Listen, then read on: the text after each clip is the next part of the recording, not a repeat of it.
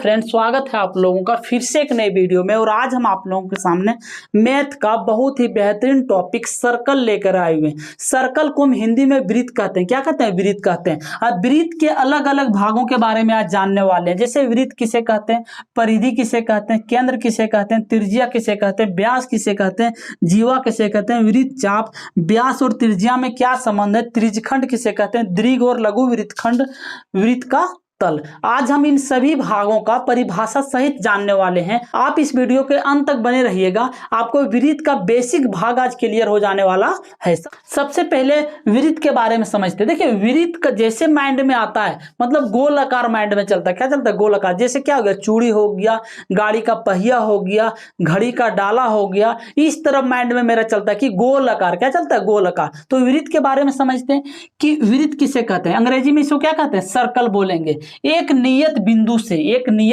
बिंदु से समान दूरी पर स्थित बिंदुओं का समूह वृत्त कहलाता है। तो देखिए, एक नियत बिंदु से समान दूरी पर स्थित, समान दूरी पर क्या है? स्थित है, बिंदुओं का समूह क्या कहला रहा है? वृत्त कहला रहा है। जैसे देखिए, एक मेरा केंद्र है, अब यहां से यहां तक का दूरी भी समान है, यहां से यहां तक का भी दूरी समान है, यहां से यहां तक का भी दूरी समान है, और यहां से यहां तक का भी दूरी क्या है? समान। सब आपस में क्या है? समान है। सब आपस में क्या है? समान है। तो उसे हम क्या कहेंगे? वृत्त कहेंगे। मतलब एक बिंदु, कहीं केंद्र बिंदु ले लीजिए और एक रेखा, एक वृत्त बनाइए। क्या बनाइए? वृत्त बनाइए। अब देखिए, ये बिंदु जो मेरा यहाँ है, इससे सबका दूरी क्या आपस में समान है, उसे हम क्या कहेंगे? वृत्त कहेंगे। आपको समझ में आ गया होगा कि वृत्त किसे कहते हैं। आइए अब हम परिधि को समझते हैं। देखिए, परिधि किसे कहते हैं? अंग्रेजी में क्या बोलते हैं? इसे सर्कमफ्रेंस बोलते हैं। तो वृत्त को घेरने वाली रेखा, वृत्त को घेरने वाली रेखा को क्या कहेंगे? परिधि कहेंगे। तो वृत्त को कौन रेखा घेर रहा है? यही रेखा घेर रहा है। तो ये क्या कहे? मेरा क्या हो गया? परिधि हो गया। क्या हो गया? परिधि हो गया। आपको समझ में आ गया होगा कि परिधि किसे कहते हैं, कि वृत्त को घेरने वाली रेखा को क्या कहेंगे? परिधि कहेंगे। तो फिर इसको ऐसा बोल सकते हैं कि वृत्त के संपूर्ण रेखा को हम परिधि बोलेंगे। वृत्त के संपूर्ण रेखा को क्या बोलेंगे? परिधि बोलेंगे। इसका डिफिनेशन क्या है, यहां लिख दीजिए। वृत्त को घेरने वाली रेखा परिधि कहलाता है।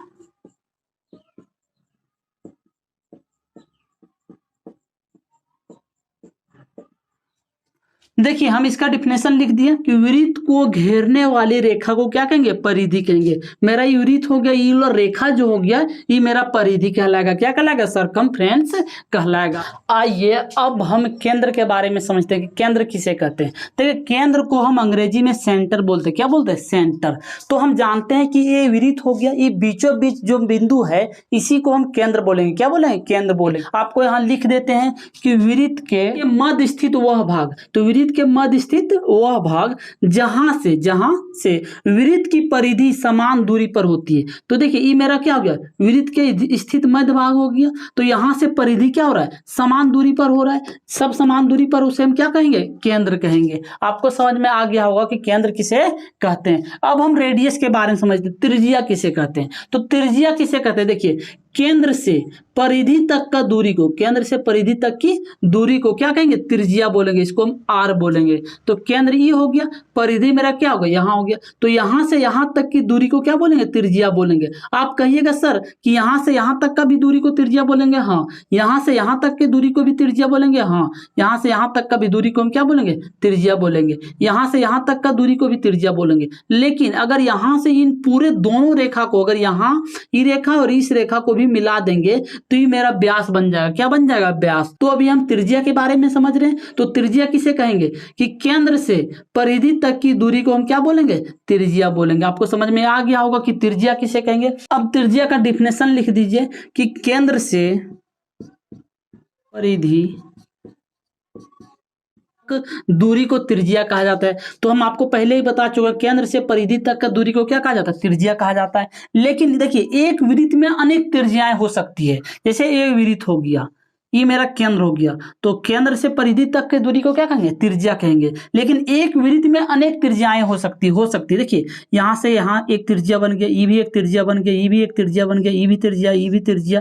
आप जितना बार खींचिएगा सब आपस में क्या बन रहा है, त्रिज्या बन रहा है, और तथा सभी आपस में क्या होती, समान होती। तो देखिए ये केंद्र हो गया, यहाँ से हम जितना भी खींचेंगे सब त्रिज्या बनेगा और सबका दूरी आपस में क्या होगा, समान होगा, सब क्या होगा, समान होगा। आपको समझ में आ गया होगा त्रिज्या किसे कहते हैं। केंद्र से परिधि तक की दूरी को त्रिज्या कहेंगे। एक वृत्त में अनेक त्रिज्याएं हो सकती है और सभी का दूरी आपस में क्या होगा, समान होगा। आई होप आपको समझ में आ गया होगा। आइए अब हम व्यास के बारे में समझते हैं। व्यास को अंग्रेजी में डायमीटर बोलते हैं। क्या बोलते हैं, डायमीटर। देखिए एक ऐसी सबसे बड़ी रेखा जो केंद्र से होकर गुजरती है और दोनों और परिधि को क्या कर रहा है, टच कर रहा है, दोनों और परिधि को। जैसे मान लीजिए एक ऐसा रेखा गुजारी है जो केंद्र से होकर गुजर रहा है और दोनों तरफ परिधि को टच कर रहा है। देखिए यहाँ भी परिधि को टच कर रहा है, यहाँ भी परिधि को टच कर रहा है, और ये सबसे बड़ी रेखा हो गया। इसी को हम व्यास बोलेंगे। क्या बोलेंगे, व्यास। इसको लिख दे, इसको हम क्या बोलेंगे, व्यास बोलेंगे। आपको समझ में आ गया होगा कि व्यास किसे कहेंगे। एक ऐसी रेखा जो केंद्र से होकर गुजरती हो, सबसे बड़ी रेखा हो और दोनों तरफ परिधि को क्या कर रहा है, टच कर रहा है। देखिए यहाँ भी परिधि को टच कर रहा है, यहाँ भी परिधि को टच कर रहा है, उसी को हम व्यास बोलेंगे। इसको लिख दीजिए, एक ऐसी सबसे बड़ी रेखा जो वृत्त के केंद्र से होकर गुजरती है। एक ऐसी सबसे बड़ी रेखा जो वृत्त के केंद्र से होकर गुजरती है तथा दोनों तरफ वृत्त की परिधि को क्या कर रहा है, छू रहा है। देखिए यहाँ भी वृत्त के परिधि को छू रहा है, यहाँ भी वृत्त के परिधि को छू रहा है, उसे हम क्या कहेंगे, व्यास कहेंगे। आई होप आपको समझ में आ गया होगा व्यास किसे कहते हैं। अब जीवा के बारे में समझिए। जीवा किसे कहते हैं, एक ऐसी रेखा जो दोनों तरफ परिधि को छूती है, दोनों तरफ परिधि को क्या कर रहा है, छू रहा है, लेकिन केंद्र से होकर नहीं गुजर रहा है। जैसे देखिए एक ऐसी रेखा जो दोनों तरफ परिधि को छू रहा है, दोनों तरफ परिधि को क्या कर रहा है, छू रहा है, लेकिन केंद्र से नहीं गुजर रहा है, उसे हम क्या कहेंगे, जीवा। इस वाले भाग को हम क्या कहेंगे, जीवा कहेंगे। इसको हम क्या कहेंगे, जीवा कहेंगे। आपको समझ में आ गया वो जीवा किसे कहते हैं, कि एक ऐसी रेखा जो दोनों तरफ परिधि को छूती है या तो मिलती है, लेकिन वह केंद्र से होकर नहीं गुजर रहा है। केंद्र से होकर गुजरेगा तो व्यास कहला जाएगा। क्या कहलाएगा, व्यास। और जो केंद्र से होकर नहीं गुजर रहा है उसे हम क्या कहेंगे, जीवा कहेंगे। आई होप आपको समझ में आ गया होगा। इसको लिख दीजिए, एक ऐसी रेखा, एक ऐसी रेखा जो दोनों तरफ परिधि से मिलती है। एक ऐसी रेखा जो दोनों तरफ परिधि से मिलती है परंतु केंद्र से होकर नहीं गुजरती, हम क्या कहते हैं, जीवा कहते हैं। आई होप आपको समझ में आ गया होगा। अब बोर्ड में जगह नहीं, थोड़ा बोर्ड छोटा है, अब इन सबको मिटाते हैं, बाकी का जो भी बच गया है उसको हम डिस्कस करेंगे। आइए अब हम व्यास और त्रिज्या में क्या संबंध है इसको समझते हैं। देखिए व्यास और त्रिज्या में क्या संबंध है इसको थोड़ा ध्यान से समझिए। व्यास जो होता है वो त्रिज्या का 2 गुना होता है। त्रिज्या का क्या होता है, 2 गुना। 2 इंटू त्रिज्या, 2 इंटू 2 क्या हो गया, त्रिज्या हो गया। ये कैसे हुआ, थोड़ा इसको ध्यान से समझिए। ये मेरा क्या है, एक वृत्त है और ये मेरा क्या हो, केंद्र बिंदु हो गया। तो केंद्र से परिधि तक की दूरी को क्या बोलेंगे, आर बोलेंगे। तो केंद्र से परिधि तक की दूरी को आर बोलेंगे। अगर इसको यहाँ पूरा मिला देंगे तो ये मेरा क्या बन जाएगा, व्यास बन जाएगा। तो व्यास बन जाएगा कहाँ, इस से यहाँ तक की दूरी को क्या कहेंगे, व्यास कहेंगे। मतलब केंद्र से होकर गुजरने वाले बिंदु को क्या बोलेंगे, व्यास बोलेंगे। लेकिन यहाँ से यहाँ तक की दूरी को क्या बोलेंगे, यार। अगर यहाँ से यहाँ एक आर हुआ तो यहाँ से यहाँ भी एक क्या हुआ, एक आर हुआ। कहाँ से कहाँ, यहाँ से यहाँ तक भी क्या हुआ, एक आर हुआ। तो देखिए ये क्या हो गया, 2r हो गया। तो इसको लिखेंगे 2r, मतलब किसके बराबर, d बराबर लिखेंगे 2r। तो इसको ऐसा लिख सकते हैं, d बराबर क्या लिखे, 2r। तो उसी चीज को लिखें कि व्यास जो होता है त्रिज्या का क्या होता है, डबल होता है, त्रिज्या का डबल। तो वही d बराबर 2r लिख सकते हैं। तो d बराबर क्या हो गया, 2r। तो ये हो गया व्यास जो होता है त्रिज्या का क्या होता है, 2 गुना। त्रिज्या का क्या होता है, 2 गुना। लेकिन त्रिज्या जो होता है मतलब आर जो होता है वो आर जो होता है वो व्यास का आधा होता है। व्यास का क्या होता है, आधा। मतलब आर जो होता है d/2 होगा। d/2 क्या होगा, 2। कैसे होगा, जैसे देखिए ये मेरा क्या हो गया, वृत्त हो गया, ये मेरा केंद्र हो गया। यहाँ से यहाँ तक की रेखा को क्या कहेंगे, d कहेंगे। तो d जब कहेंगे पूरा, इस पूरे रेखा को d बोलेंगे। लेकिन त्रिज्या कहेंगे यहाँ से यहीं तक को नहीं कहेंगे। तो आर बराबर क्या हो जाएगा, d/2। इसी को 2 भाग में बांटते हैं, किसी व्यास को ही 2 भाग में बांटते हैं। तो आर बराबर क्या हो जाएगा, d/2 हो जाएगा। आपको समझ में आ गया होगा व्यास और त्रिज्या में क्या संबंध है। व्यास और त्रिज्या में संबंध है, व्यास जो हमेशा होता है त्रिज्या का 2 गुना और त्रिज्या जो होता है व्यास का हमेशा क्या होता है, आधा होता है। कैसे होता है आपको डिटेल्स में आपको समझा दी। आइए अब हम त्रिज्यखंड के बारे में समझिए। देखिए त्रिज्यखंड किसे कहते हैं। एक वृत्त लीजिए, देखिए एक वृत्त हम ले लिए ये मेरा क्या हो गया, विरित हो गया। ये मेरा केंद्र बिंदु हो गया। तो इस केंद्र बिंदु से अगर एक चाप इसका काटना चाहेंगे तो कैसे कटेगा, इस तरह एक चाप कटेगा। मतलब इस विरित को टोटल 4 भाग में बांटेंगे तो एक भाग मेरा क्या होगा, इसी तरह होगा। कैसे होगा, देखिए जैसे देखिए एक विरित हो गया मेरा, अब इसका एक भाग ये हो गया, दूसरा भाग ए हो गया, तीसरा भाग ए हो गया, चौथा भाग ई बन गया। तो देखिए अगर इसका एक भाग जो कहेंगे इसी प्रकार होगा। देखिए इसका एक भाग इस तरह हो गया। अगर इसी तरह करके सब मिला देंगे, इधर भी एक मिलाए इधर भी एक दिए, तो ये अगर इसको घेरेंगे तो ये क्या बनेगा, मेरा विरित बनेगा। मतलब इसका एक भाग जो होता है, इसका टोटल 4 भाग में एक भाग जो हो रहा है, इसी को हम त्रिज्यखंड बोलेंगे। क्या बोलेंगे, त्रिज्यखंड बोलेंगे। आपको समझ में आ गया होगा कि त्रिज्यखंड कैसे कहेंगे, कि विरित का एक भाग, विरित का एक भाग जो हो गया वो क्या कहलाया, त्रिज्यखंड। इस वाले भाग को हम त्रिज्यखंड बोलेंगे, इस वाले भाग को क्या बोलेंगे, त्रिज्यखंड। कौन से वाले भाग को, इस वाले भाग का। अब दीर्घ और लघु विरित खंड को समझिए। जैसे एक विरित लीजिए, क्या लीजिए, एक विरित लीजिए। तो एक विरित का अगर इस तरह एक भाग काट दिए तो ये मेरा हो गया लघु विरित खंड। कौन सी हो गया, लघु विरित खंड। लघु मतलब होता है छोटा, और ई जो मेरा बच गया वो मेरा बच गया दीर्घ विरित खंड। कौन सा बच गया, दीर्घ विरित खंड बच गया। आपको समझ में आ गया होगा कि दीर्घ और लघु विरित खंड किसे कहते हैं, कि विरित को अगर 2 भाग में काटे तो जो छोटा है उसे हम लघु विरित खंड कहेंगे, जो बड़ा वाला भाग बचा उसे हम क्या कहेंगे, दीर्घ विरित खंड कहेंगे। आइए अब हम विरित का तल के बारे में समझते हैं। देखिए विरित के तल को टोटल 3 भागों में बांटा गया है। पहला भाग हो गया अभियंतर, क्या हो गया, अभ्यंतर।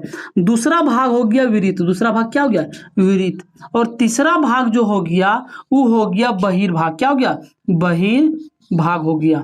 अब इसको थोड़ा ध्यान से समझिएगा। एक फिगर बनाते, सबसे पहले एक फिगर बनाइए इस तरह। इस पे एक विरित दीजिए, क्या दीजिए, विरित। अब इसमें ध्यान से समझिए, ये अंदर वाले भाग जो हो गया, विरित के अंदर वाले भाग, इसको हम कहेंगे अभियंतर। क्या कहेंगे, अभियंतर। और ई मेरा क्या हो गया, ई मेरा विरित हो गया, ई मेरा क्या हो गया, विरित हो गया।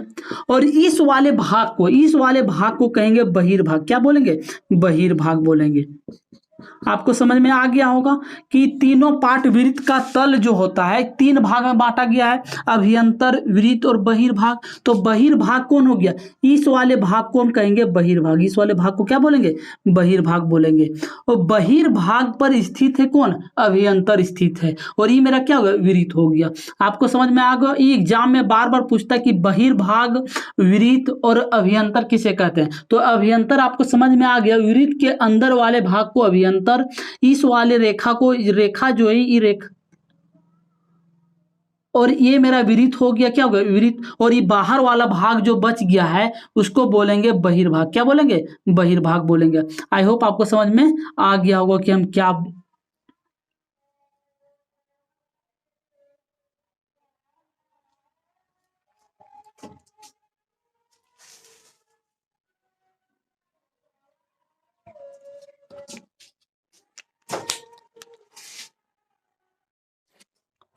आइए अब हम विरित का तल के बारे में समझते हैं। देखिए विरित के तल को टोटल 3 भागों में बांटा गया है।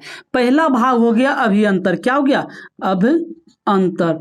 दूसरा भाग हो गया विरित, दूसरा भाग क्या हो गया, विरित। और तीसरा भाग जो हो गया वो हो गया बहिर्भाग। क्या हो गया, बहिर्भाग हो गया। अब इसको थोड़ा ध्यान से समझिएगा। एक फिगर बनाते, सबसे पहले एक फिगर बनाइए इस तरह। इस पे एक विरित दीजिए, क्या दीजिए, विरित। अब इसमें ध्यान से समझिए, ये अंदर वाले भाग जो हो गया, विरित के अंदर वाले भाग, इसको हम कहेंगे अभियंतर। क्या कहेंगे, अभियंतर। और ई मेरा क्या हो गया, ई मेरा विरित हो गया, ई मेरा क्या हो गया, विरित हो गया। और इस वाले भाग को कहेंगे बहिर्भाग। क्या बोलेंगे, बहिर्भाग बोलेंगे। आपको समझ में आ गया होगा कि तीनों पार्ट विरित का तल जो होता है 3 भाग में बांटा गया है, अभियंतर, विरित और बहिर्भाग। तो बहिर्भाग कौन हो गया, इस वाले भाग को हम कहेंगे बहिर्भाग। इस वाले भाग को क्या बोलेंगे, बहिर्भाग बोलेंगे। और बहिर्भाग पर स्थित है कौन, अभियंतर स्थित है। और ये मेरा क्या हो गया, विरित हो गया।